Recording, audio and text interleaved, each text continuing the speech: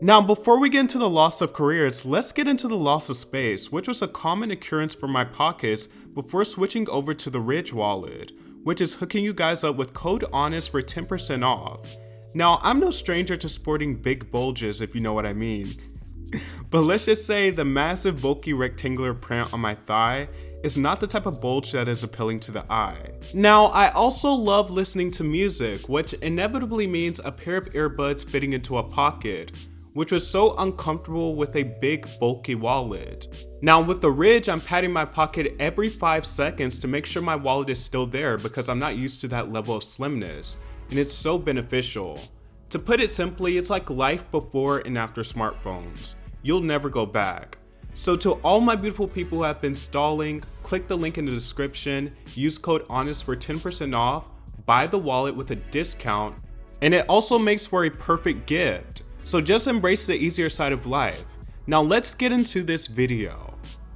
In the early 2010s, Natalia Kills was an official rising star, often receiving comparisons to Lady Gaga for her vocal and musical style. She was ambitious and had set herself up pretty well. After being a starving artist and having label woes, she caught the attention of will.i.am, who quickly signed her, and he served as the executive producer of her debut album, Perfectionist, released in 2011. The album had a string of singles that generated some buzz, and resulted in her opening for acts like Kesha and Katy Perry. Her second album, Trouble, followed in 2013, and it was not exactly a runaway breakthrough success, but it did feature the song Problem, which also generated some buzz. It was featured in various shows and movies, including Pitch Perfect. In 2014, Natalia married singer Willie Moon, who had also achieved moderate success around the same time as Natalia. The mention of Willie Moon plays a massive part into the career demise of Natalia Kills. They were both bubbling stars and were employed to be judges on the X Factor, the New Zealand version. Usually music acts joining shows such as the X Factor and American Idol, at least during this time period, experienced increased visibility, which gave their platform a new outreach.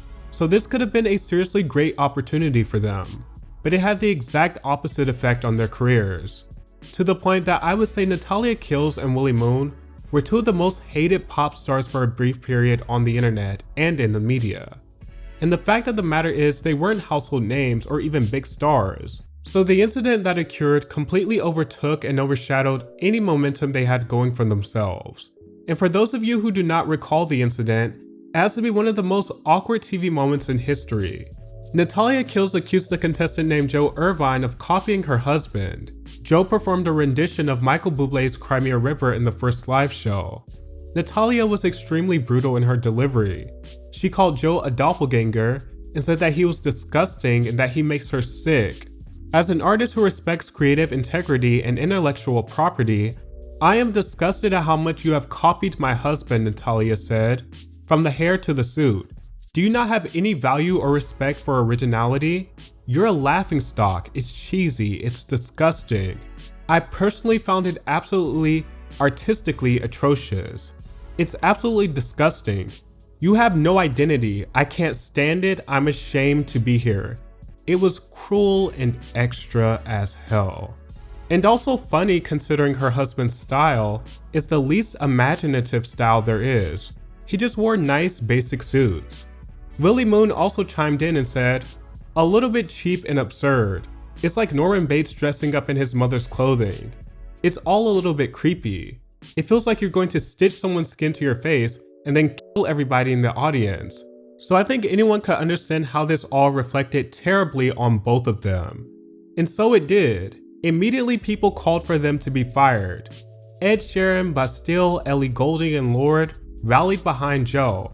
And a 70,000 signature petition to have the pair fired also went viral. And they both were eventually fired. While the judges on X Factor are expected to provide critiques of performances, we will not tolerate such destructive tirades from any of the judges, Mark Weldon, CEO of MediaWorks, said. We no longer have confidence that Kills and Moon are the right people to perform the role of the X Factor judges, and they will leave the show effectively immediately. After the show, Natalia also parted ways with her label. Her and her husband truly felt the consequences of this incident. In a later interview, Joe, the contestant at the center of the drama, was quoted saying, When it happened, I was mad, but I was aware kids would be watching, so I fought back the urge to have a go at Willie and Natalia. It was awful. I wish her and Willie well. I just hope they never do anything so stupid and uncalled for again. Although there's been no outright confirmation, Natalia has alluded on several occasions that the incident was scripted. She is quoted saying that the event was a publicity stunt that had resulted in a viral media storm. For a brief moment in 2015, I felt it was the death of me. I was subject to a global witch hunt that I couldn't defend myself against due to a wide-reaching legal gagging order. It was truly a regrettable situation for everyone involved. On another occasion, she is quoted saying, "I'd have to ask my attorney, but their contracts are airtight, so I don't think I'll ever be able to tell the truth about what happened. Too many people would get in trouble or lose their jobs. They messed up. I mean, the whole thing was a mess. What's weird is, after the show, we all hugged. It was all high fives. No one expected the public to react the way they did. And I guess everyone had to cover their own asses. The thing I found the most bizarre about it all was that for a minute there, the whole world suddenly forgot reality TV was not real. It's amusing, it's confusing, but I thought everyone knew that all TV is planned, edited, and scripted. And I actually do think this is a believable explanation. Shows like The X Factor and American Idol in the 2000s and 2010s had a Simon Cowell-like figure to make the show more interesting. And perhaps that was the angle they were going for, but it backfired and came at the expense of their careers, as Natalia Kills and Willie Moon. In recent years, many contestants have come out with their experiences on these shows and how a lot of aspects are heavily staged. In 2016, she formed a band with her husband called Cruel Youth, and she's also had her own redemption arc under the stage name Teddy Sinclair. She co-wrote Kiss It Better by Rihanna, taken from her Anti album, which was a single and Grammy nominated, with sales for the single totaling over 5 million units. She also wrote on Madonna's 2015 album Rebel Heart, and more recently, her and her husband wrote on Blackpink's second album Born Pink. Although Natalia Kills, now known as Teddy Sinclair, gets her fair share amount of love nowadays, people are also still ruthless towards her over this incident. In 2021, she made a post about how she survived a fire where she and her husband basically lost everything. It was a massive fire, and so many comments under the post were gross, saying that it was karma and it should have been her. And it's just like, all this pure hatred over what?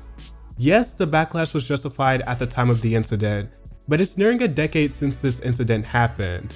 She has definitely felt the brunt of her actions and has faced a lot of consequences for something that might have been staged, which every now and then she subtly alludes to. So there's no reason to continue this vicious act of dogpiling on her.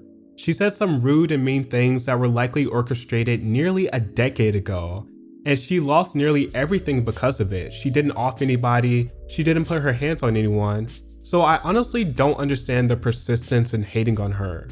But regardless of this incident, she has managed to move forward in her career. Securing writing credits for multiple A-list pop stars is a major achievement. She continues to do well for herself.